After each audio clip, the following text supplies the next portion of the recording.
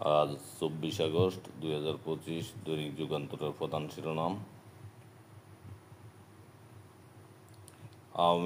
আওয়ামী নষ্ট প্রশাসন বহাল,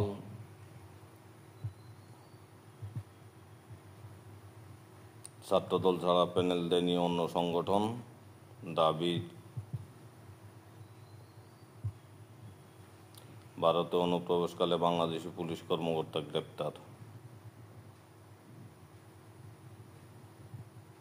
জামিনে বেরিয়ে লাপাত্তা আসামি এসআই সাজ্জাদ,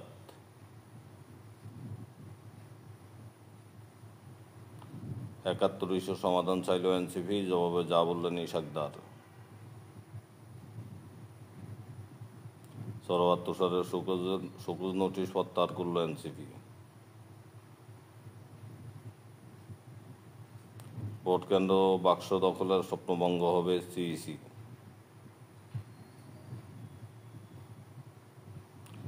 $৮৫,০০০ কারাবন্দী ভুগছে পুষ্টি সংকটে, জটিল রোগের ঝুঁকি বাড়ছে, গণপরিষদ না হলে সংসদ নির্বাচন চাই না সামান্তা শারমিন।